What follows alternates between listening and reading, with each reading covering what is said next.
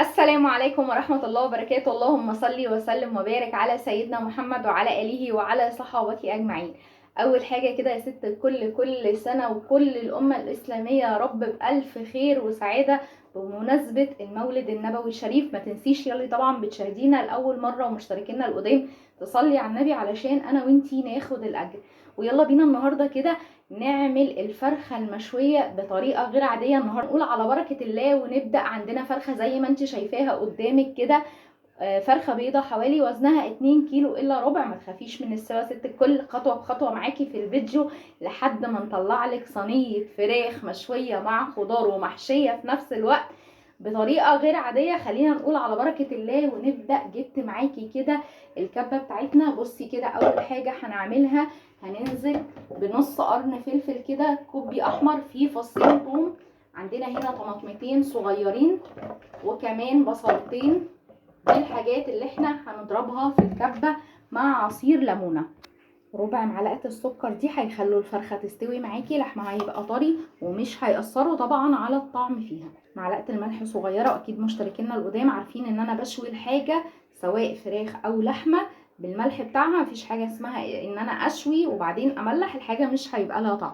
معلقتين من معلقة الخل، معلقة الطعام علشان بيعلوا نكهة الشوي، ومعلقتين كمان من الزيت. معلقه صغيره مليانه فلفل اسمر. هنا البهارات بتاعتنا الاساسيه هي الفلفل الاسمر ولازم تزوديها شويه. نص معلقه من الكاري هيدي لون حلو جدا للفرخ.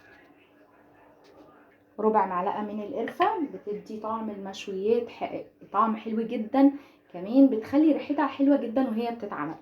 وعصير ليمونه. في بقى اسهل من التتبيله البسيطه والجميله دي وفي نفس الوقت بتخلي كده، مش قادره اقولك نكهه المشويات عامله ازاي، وخصوصا ان احنا هنعمل الصينيه النهارده بطريقه غير عاديه. شايفه شويه الميه قد ايه؟ حوالي كده نص، بس النص الصغير من الميه. عايزين الخليط ناعم جدا، يكون العصاره اللي فيه يعني يكون السائل اللي فيه زياده شويه، فلازم تحطي مع شويه الخل والزيت والليمونيه اللي احنا حطيناهم كده نص كوبايه من الميه. يلا ضربه قويه بقى لحد ما الخليط ده يبقى ناعم جدا. هنزود ايه معاهم؟ هو المفروض كنت طبعا اضرب كله مع بعضه من البدايه، بس انا الحمد لله افتكرت. هنزود 3 فصوص من الحبهان، ورقتين من اللوري كده صغيرين علشان بيدوا الفرخه طعم حلو جدا. خلاص ضربنا الخليط كويس جدا، جبنا الفرخه المغسوله ومتنضفه طبعا زي ما انت شايفه كده. خلاص تمام كده. خلينا نقول يبقى لازم فرخه بيضه. بصي بقى منظر الخليط وهو نازل، شايفه الخليط عامل ازاي؟ عامل زي العصير زي ما انت شايفاه. انا عايزه خليط يكون فيه السوائل اكتر من طبعا البصل والحاجات دي. وبقول ليه كده؟ احنا بنعملها امتى؟ احنا بنعملها قبلها بيوم. يعني انا كده الاكل ده مش للنهارده ان شاء الله، باذن الله انا بتبل الفرخه قبليها بيوم علشان اعمل الصينيه الخطيره بتاعتي، والفرخه تبات في التتبيله واخد طعم حلو ومختلف في نفس الوقت، صينيه مختلفه جدا ان شاء الله. يبقى لازم علشان اخد طعم حلو اتبل الفرخه قبليها بيوم. خلاص اي وقت بقى، هتتبليها الصبح هتتبليها بعد الظهر، المهم ان احنا عايزين كده ونغطيها ونبيتها في التلاجة. بعد ما ادينا لها التقليبه التمام كده يا ست الكل في الخليط اللي بصي ريحته والله العظيم مش قادره اقولك برغم بساطته وريحته حلوه قد ايه. يلا نغطيها كده ونحطها تحت الرف، يعني في اول رف اللي هو بيكون تحت الفريزر على طول. تمام.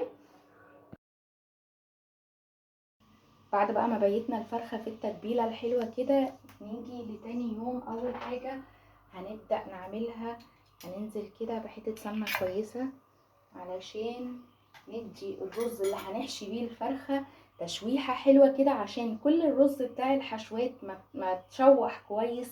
كل ما بقت الحاجه طعمها حلو سواء لحمام او لبط او لفراخ، وعشان طبعا الرز يبقى مفلفل معاكي كده ومش متماسك في بعضه، بننزل كمان مع السمنه بمعلقتين من الزيت. في ناس ما بتغسلش الرز، انا بغسله وبصفيه كويس. واحنا بنشوحه كده بقى هنحط البهارات بتاعته معانا بهارات ايه؟ نص معلقه من الكاري صغيره وزيها قرفه، وربع معلقه ملح، ونص معلقه فلفل اسمر، ومكعب مرقه. عشان ادي كده تشويحه للرز هديله قد ايه؟ هديله حوالي 10 دقايق على نار متوسطه. وزي ما انت شايفه كده مستحب تعمليه في طاسه عشان طبعا الرز كله يكون مخلوط بطريقه كويسه، عشان الرز بعد كده يطلع معاكي مفلفل في اي حشويه. يعني ما تعملوهوش مثلا هتكوني هتحشي بيه حاجه وتعمليه في حله، الطاسه افضل بكتير. بعد بقى ما شوحنا الرز بالطريقه الحلوه، مش قادره اقول لك كمان ريحته بتبقى حلوه قد ايه. نفس الكوبايه اللي عيلتي بيها الرز هتنزلي بيها ميه، يعني دي كده كوبايه رز هنزل بيها كوبايه وربع ميه. ويجي الربع اللي فاضل هنقلبه طبعا ونغطيه ونسيبه بقى على نار متوسطه.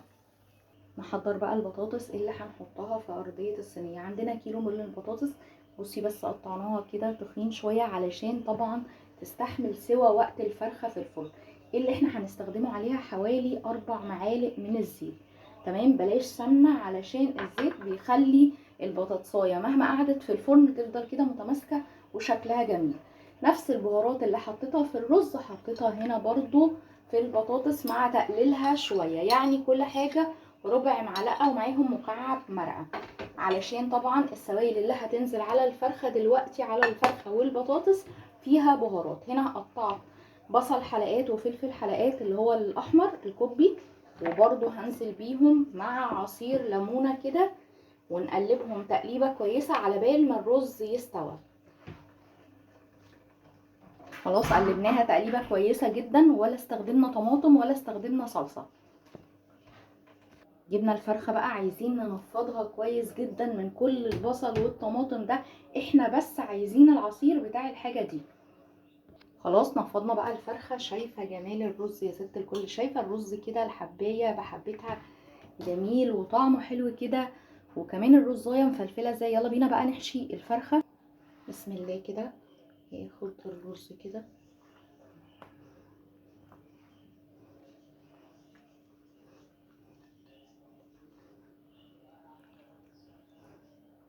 بصوا، انا هنا لما بنضف الفرخه في ناس كتير قوي بتسيبها، لكن دي بالنسبه لي بتعمل زفاره، والناس كلها عارفه ان دي بتعمل زفاره في الفرخه. فما يهمنيش شكل الفرخه قد ما يهمني ان انا اكون وانا باكل كده مستطعمه الحاجه وما فيهاش طبعا اي ريحه زفاره.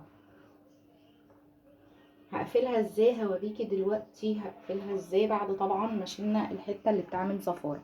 اول حاجه هعملها كده، جبت الخيط بتاع تربيط الاكل هجيبه كده، حطيت الوركين كده على بعض وابدا ادخل كده الاول من هنا والف الفرخه بتاعتي عكس، يعني انا مش بلفها لفه واحده، انا بلفها بالعكس. خلاص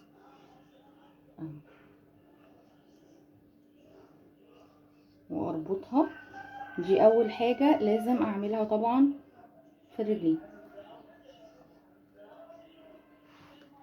جبت كده اسياخ الشيش طاووق، شايفه؟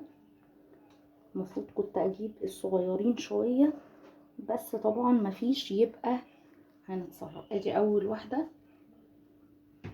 كده، والتانية بصي باجي كده من عند حته من الورك واخدها كده، وان شاء الله مش هتطلع الرز ولا هتتفتح ولا حاجه.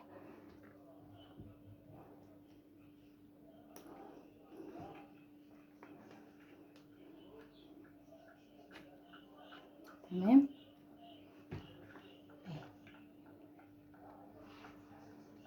رصينا بقى البطاطس زي ما انت شايفه في الصينيه كده، سيبنا المكان بتاع الفرخه مفيش تحتيه بطاطس. جبنا بقى الخليط اللي احنا كنا مبيتين فيه الفرخه قبلها بيوم زي ما انت شايفه كده، بس اضفنا عليه ايه؟ كوبايه ميه يا ست الكل. اوعي ما تضيفيش عليه كوبايه الميه. تعالي بقى نصفيه كده بسم الله، نصفيه كده من كل التفل اللي فيه البصل والطماطم وكل ده، ناخد بس العصير بتاعهم. صفوهولنا بقى كويس قوي كده. يبقى لازم نزود كوبايه ميه طبعا علشان الفرخه تستوي كويس. صفيتها كويس جدا زي ما انت شايفه كده. التسويه بقى هتكون ازاي؟ التسويه ست الكل هندخل الفرن، هنقرب الشبكه على الصاجه مباشره، هتاخد حوالي بالظبط ساعه ونص، ساعتين الا تلت. شايفه الجمال والحلاوه يا ست الكل بعد تسويه ساعتين الا ربع كاملين، لا قلبتها لا شمال ولا يمين، زي ما هي الفرخه حطيتها وزي ما انت شايفه ما ولعتش عليها الشوايه. انا بسيبها لما تاخد سواها الكامل من ارضيه الفرن، طبعا من النار اللي بتبقى موجوده في ارضيه الفرن. ما تولعيش عليها الشوايه علشان الفرخه تستوي كويس.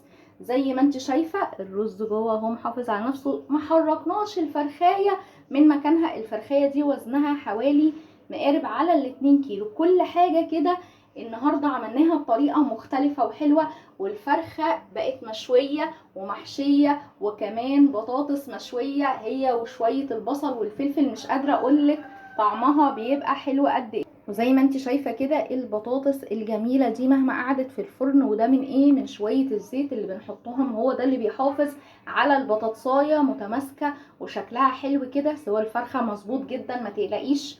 ولو عجبتك بقى القناه ما تنسيش الاشتراك فيها وتفعيل الجرس عشان يوصلك منا كل جديد، واوعي تنسي اللايك الحلو اللي بنستناه منك. والسلام عليكم ورحمه الله وبركاته.